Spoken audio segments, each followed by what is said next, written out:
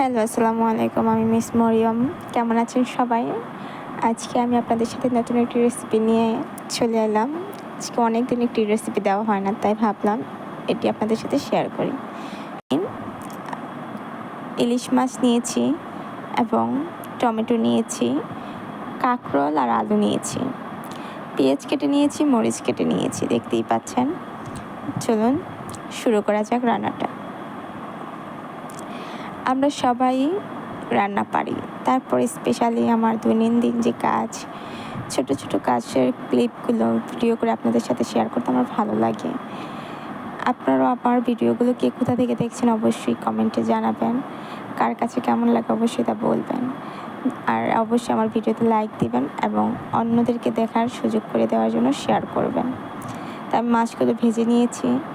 এখন কড়াইয়ে তেল দিয়ে পেঁয়াজটা সুন্দর করে লাল করে ভেজে নেব। পেঁয়াজ মরিচ একসাথে লাল করে ভেজে নেওয়ার পর এতে আমি লবণ, হলুদ, মরিচ সাথে আদা রসুন বাটা অ্যাড করে রান্নার যেই গ্রেভিটা আমি এটা একদম কষিয়ে নিলাম। সাথে আমি সবজিটা অ্যাড করে দিলাম এবং আমি কাঁকরোলটা আর আলুটা ভালোভাবে গ্রেভির সাথে মিশিয়ে ঢেকে দিলাম। তো যখন আমার এটা কষে যাবে, একদম অনেকটা ঝোল বের হয়েছে, আমি এতে কোনো পানি অ্যাড করিনি, এর থেকেই ঝোলটা বের হয়েছে। এখন আমি টমেটো দিয়ে দিব। টমেটো দিয়ে আমি নাড়িয়ে তারপর আরও কিছুক্ষণ এটা কষিয়ে নেব। একদম যখন কষানো হয়ে গেছে যে তখন এরকম হয়ে যায় আমার, তো আমি এতে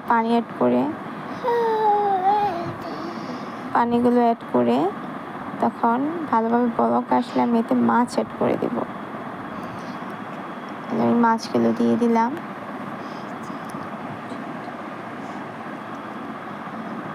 তো দেখতে পাচ্ছেন আমি মাছগুলো দিয়ে এখন ভালোভাবে নেড়ে ছেড়ে সুন্দরভাবে ঢেকে দেব। তো কিছুক্ষণ রান্না করার পরেই তো আমার রান্না একদম রেডি। আমার রান্নাটা কেমন হয়েছে অবশ্যই কমেন্টে আপনারা জানাবেন। আমার ভিডিওগুলো আপনাদের কাছে কেমন লাগে অবশ্যই তা কমেন্টে বলবেন।